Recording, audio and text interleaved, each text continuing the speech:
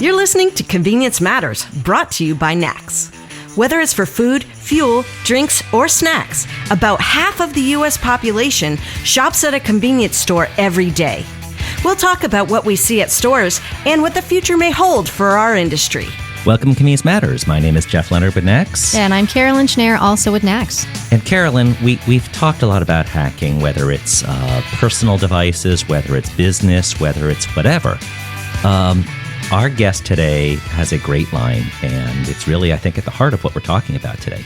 Hackers don't pick locks, they pick brains.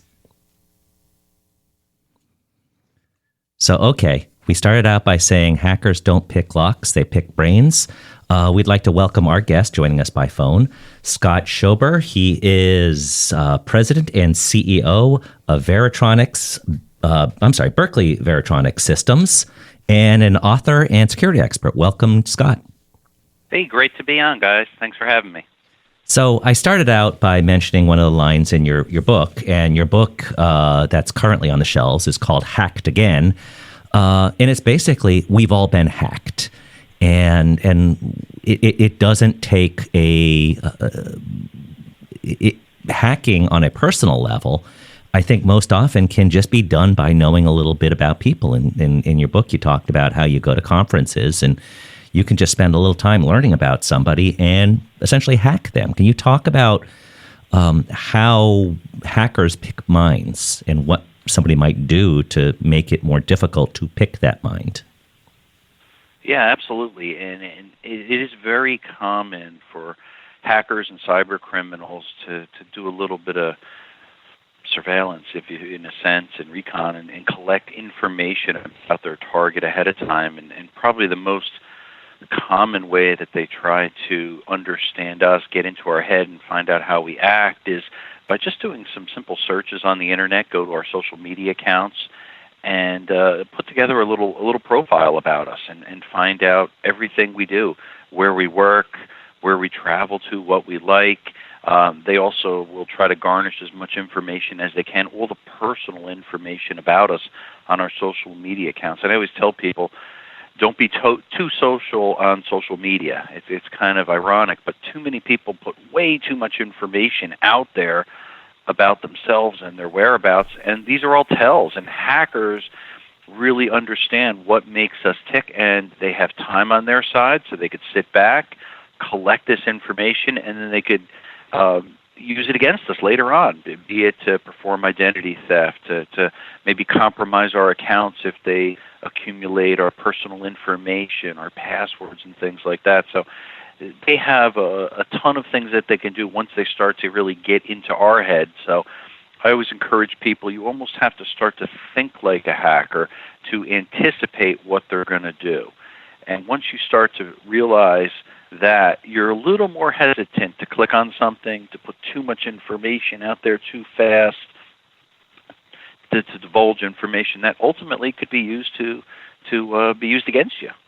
I'm sitting over here, deleting my Facebook, my Twitter, all right now, changing my name. My name is spelled with a K. Anyway, take my birthday off, but what are what you could do though instead of that, Carolyn? Here's what I suggest. Schmarelin. Yeah, no. you could change things up, but think of this. This is one trick that I use. It's free. Everybody can do it. Instead of putting your actual birth date out there, put one specific birth date for your Facebook account, something different for your Twitter account, something different for LinkedIn, and so on and so forth. Now you have 10 different birthdays out there. So if and when a hacker compromises some of your information, and they call up a bank and maybe try to take credit card out in your name, try to steal your identity, when they go to put in that birth date, they're going to give the wrong date because they don't know which one is right. And all they do is instantly look, and they're going to see two birth dates. If they go to two different social media accounts, they move on to the next target. Or they'll divulge what they thought was the actual birth date that they pulled off Twitter account, and it's not because it's fictitious, and then the bank will hang up the call on them. You know what else is cool about that, too, is that you get, so much extra birthday love, right? How cool is it when you get, a dozen people or 100 people that say, happy birthday on your birthday, and you get that, twice? I like it. Yeah, you had also talked, Scott, about how do you create a false persona, not just the birthday, But whether it's mother's maiden name, things like that, almost like, some of people who may have created bar personas, fake names when they go out to bars, things like that. You kind of create a fake persona that only you know, and it's much more difficult to hack something only you know and kind of protect yourself from having somebody steal your credit information.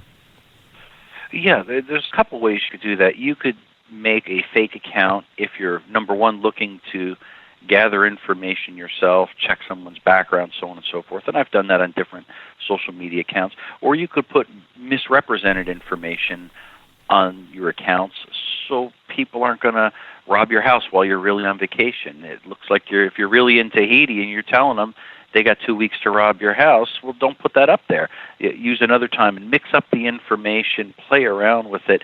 Really, all these type of things, and I often equate it to what we do at home. We lock our house, and I always say security is achieved in layers. We have a regular lock on our door, but we also have a deadbolt, a camera, alarm stickers, so on and so forth, maybe a Ring doorbell now. All of these things are layers that will deter the thief to your neighbor's house to rob instead of yours.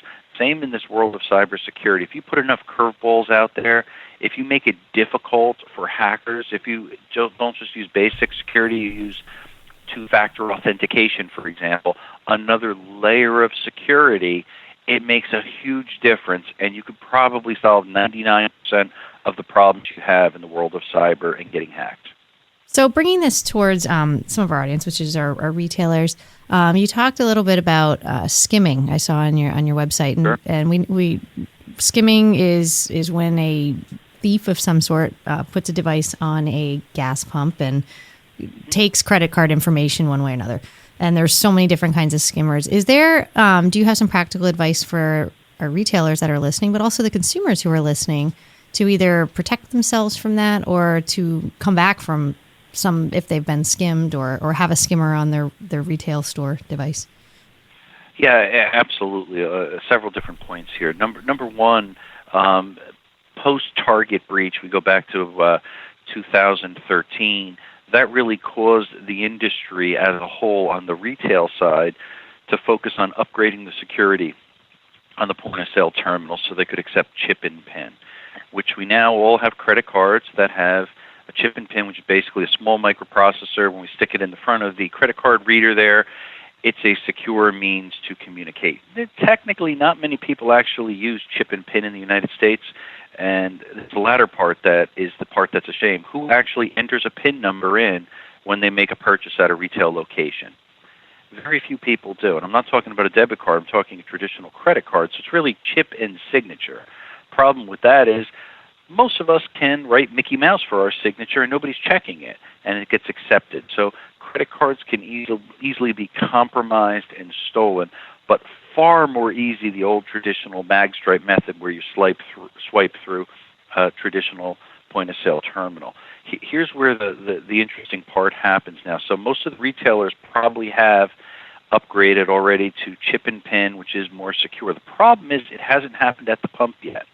And that's the part that really concerns me. In other words, when you go to a gas station and your credit card goes into the terminal, even if it is chip and PIN, that's okay, but you probably still have a mag stripe on the back of it. That's what the hackers are doing. They're stealing your credit card information from the mag strip with a skimmer. It could be a traditional skimmer, which is basically a little magnetic head, a second one that you don't see that's inside the plastic bezel that's reading it. It could be a deep throat insert skimmer that slides down the neck where your card goes in, and it's paper thin, and again, there's a magnetic head there. Or it could be a Bluetooth skimmer that is completely invisible to the consumer, and there they actually open up the front of the gas pump because there's universal locking keys. There's about 6 keys that open up 90% of all the gas pumps in the United States. Big mistake. But in any event, you could buy those keys, eBay, dark web, for about $10-15 for all 6 keys. You can simply go to the front of the pump, unlock it, open it up, and now you plug a Bluetooth skimmer into the top of the terminal where your credit card is scanned into the machine. You hide it into the wire nest. You lock the machine up. Again, 15 seconds to insert a Bluetooth skimmer inside the machine. Nobody can detect it from the outside visually, and the thieves then will pull up to the pump or in the surrounding area up to about 75 feet away, and they will make a connection with their computer, usually a laptop, Bluetooth, and they wirelessly will download all of those stolen credit cards each and every day that they can go back to their home and burn fresh credit cards and buy gas or go shopping on yours and mine stolen credit cards. So huge, huge problem, and it's not going to change until the liability laws shift down to through the petroleum industries from the issuing credit card companies, the Visa, MasterCard, Amex, and Discover. And that's not going to happen until about the end of 2020, where they're mandating that the pumps have to be updated to accept chip and PIN and more secure credit card processing. Yeah, and that's been an ongoing discussion within our industry about the EMV conversion. And also, I'm glad you mentioned the whole issue of PIN, because PIN is more secure. And if that were something that were more widely embraced outside of the retail community, I think we'd be addressing a lot of the problems. I want to throw a number out that I really loved from your book, Hacked Again. Carolyn, here's the question for you. 38% of people would rather clean a toilet than do this. Run a mile. Now I'll give you a clue. 1, 2, 3, 4, 5, 6. My password. Yes, that came from Scott's book. I thought it was a fascinating figure. That yes, and it's not that, and it's not PASSWORD. When you talk about universal locks, I think you have to talk about the easy access that people allow by not changing passwords regularly. And boy, there'd be a lot of toilets cleaned if people would be changing their passwords more. Yeah, I should add to that. It's not as much that we just change our passwords, in other words, the frequency of it, but rather make a long password. And statistically, we're actually much safer creating a very long password than we are creating a very complex password. And the theories on that have changed over time, but statistically, if your password is 12 characters or longer, you're less likely to be compromised than a 6-character crazy asterisk, exclamation point, AZ23, for example. So short is not good. Long is really good, because most of the hackers nowadays have automated tools, software tools, that they can do what's called a brute force attack, where it just tries every single combination of passwords. Really short passwords, like 4, 5, 6 characters, even if it's everything, that could be done in a matter of seconds or minutes. When you're up to 12 or more characters, it can take years for them to hack. So obviously, anything that's really long is going to be very difficult to hack, with the exception if these are actually words. So if you're using words from the dictionary or things commonly associated to you, those are all no-nos, because they actually have tools, again, that can scrape. They go out on social media and scrape everything about Carolyn and her birth date and her address and what high school she went to, so on and so forth. They use all these combinations to try to guess the passwords with these brute force attacks with automated tools. So just make it really, really long. Mix in there a few uppercase, lowercase, and some symbols if you want to go crazy, and then you'll be safe. And yeah, you do want to change it every so often, but you don't have to change it every week by any means. If you go in once every 6 months, once a year, and change them, that's okay, and that's what I typically do. Well, that's a question I've been thinking. It's like, I can't remember my password for, you need a password for everything these days, which is good. Yeah. But I can't remember them. I'm like, oh, did I use this one for that one or that one? And then it locks you out, so you're afraid to try too many times. So, do you think that if you were diligent in using that password, should you use the same password for everything, or no? But should you all change them at the same time? Yeah. Well, do it like, and I use different analogies. Some people wash their car every couple months. Some people do certain things like every 6 months. You find your schedule and put it on a calendar and have a password day, as depressing as that sounds. And go in there and change your passwords if you need to do that, or at least do some, I call it cyber hygiene. And that's everything from going onto your mobile phone and say, hey, have I used this, have I played Candy Crush in the past 2-3 months? No, delete it. Delete any apps that you don't actively use, because most of those apps you already opted in and said, yes, I agree to all these egregious terms and conditions, which is tracking geolocation, collecting data about you, having access to your contacts, so on and so forth. So clean house, do some good cyber hygiene every once in a while on your desktop, your laptop, your mobile devices.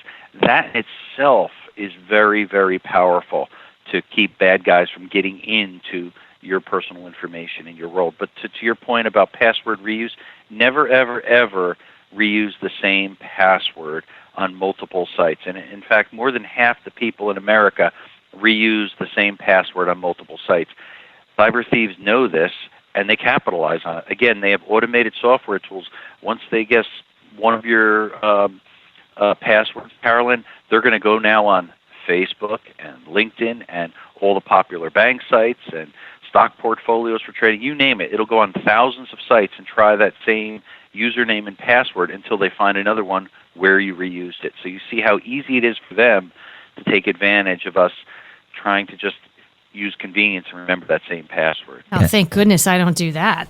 And I was joking a bit before about creating the false persona, but I what I really meant was one of your pieces of advice was create a false persona for the security questions. So, like, for instance, mother's maiden name. Misunderstood. Yeah. Yep. So I think everybody should go right now and change their mother's maiden name to Schober. That would be a good solution.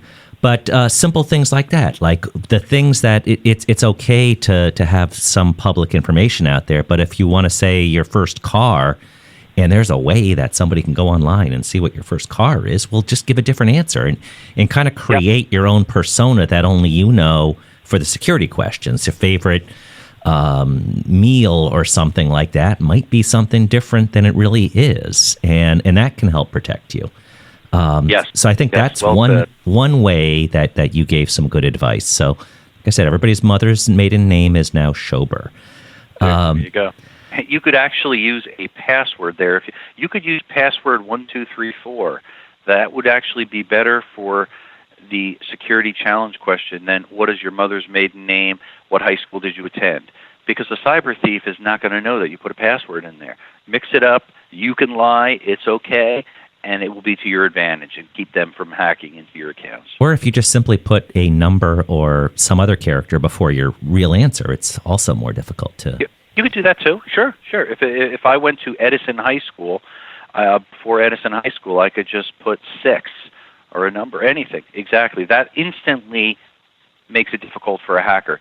Simple things like that only you know add another layer of security. It's really like having multi-factor, two-factor authentication where you have it, you're logging onto whatever your account is, your bank, and you have a text message sent to you with a unique one-time code. That's another layer of security.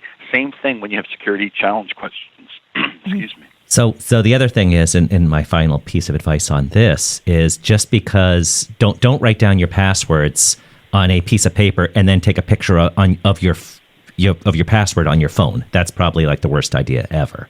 But there is a way to store that, because there's the cloud, and then you're just falling into. You're not. None of us are safe, right? Yes. Yeah. No one is. And I'll be honest, I'm guilty of it, and I'm probably everybody that's listening have probably at one time or another has written their password on a sticky note, taken a picture of it, has emailed it to somebody, texted it to somebody, so on and so forth. I encourage with passwords. There's a couple schools of thought. One, if you do write them down, I have very secure ones. I write down a little black book. A little black book is locked in a safe, which is in a locked office in a locked building. Again, layers of security. That's one way. If you have hundreds of passwords, it's a pain in the butt, but it works. Another way is a good password manager. There are a lot of good password managers out there that will discipline you, and they'll actually create for you a long and strong password. You just got to remember the golden password, your master password. If they're ever compromised and somehow that password ever gets out of there, it's game over, because now they have access to everything, every single site that you have stored with those passwords. So I'm a little hesitant. I don't put all my eggs in one basket. I spread it out, and that way I could personally manage it. You do have to use caution. That's really the key. So I wanted to spend the last couple of minutes talking. We'd like a sneak preview of your upcoming book, Cybersecurity is Everybody's Business. What kind of tips we might hear about before it's published that might be of interest to our listeners. Oh, absolutely. I dive into a few things that are what annoy me and plague me in addition to the normal hacking. And just to give you a little bit of a preview, I do get into robocallers because that's one area that I find is annoying everybody. And this is on a consumer level, or this is even on business level. Every small business owner is banging their head against the wall and saying, why are robocalls so viral? It's driving me nuts. Is there anything I can do? So I dive into that. I talk about the apps. I talk about some of the carriers, how they're now getting involved. Of course, the FTC and the FCC. In fact, I just did an interview last week. It's going to be a 4-part investigative piece. This is with News 12, which is in New Jersey, but it's on about 7 other locations too. So some interesting things that are going to start coming out that they're sharing about how bad the problems of robocalls are. So certainly that's an interesting topic that I dive into. But I also talk a little bit more in this book about the Internet of Things and how that's changing our lives, be it webcams that we have in our homes, the Ring doorbell, anything where we have a propensity to plug into the Internet, how that opens up a conduit for hackers to make our lives challenging and to compromise our personal information. I dive into some of the breaches that have happened, Ashley Madison, Yahoo, the big hotel chain Marriott, the mess that happened with that, Uber, that's an interesting story. I think Equifax, Anthem. So I picked about a half dozen of the major breaches and tried to share little tips and pieces. What did we learn post-breach that we can now apply to keep our information as safe as possible? And then, of course, I always look forward a little bit. I think when I write, I love to think, well, what's the future? What's going on in the world of cryptocurrency? I have a chapter which I enjoyed, hacking planes, trains, and automobiles. So I get into how the autonomous car in the future, how we have to be cautious when we buy a new car, and how hackers are going to kind of exploit this and use this against us in the not-too-distant future. So a lot of interesting topics I think I deal with the next book, and it's probably really targeting a small business owner, but there's a lot of information that the average consumer can get out of it as well. So it'd be a lot of fun, and probably later this summer it'll be out on Amazon and all the Barnes & Nobles and so on and so forth. Well, Scott, what's some? You've given us some great tips, and as soon as this is over, I'm going to run home and build a shelter and live in it forever and unplug from everything. But before I do that, where's some places our listeners can find you? Well, certainly my website is scottschober.com, or they can find me even on the Twitter world there, HackedAgainBook, @HackedAgainBook, and reach out to me and be able to share some information with you. And also you have this great video series called What Keeps You at Night, and we hear that a lot of things keep you up at night. So it's good watching to avoid some of these problems, whether it's hacked again or cybersecurity. So thank you very much, Scott, for joining us today. And thank you, guys. And thank you for listening to Convenience Matters. Convenience Matters is brought to you by NACS and produced in partnership with Human Factor. For more information, visit convenience.org.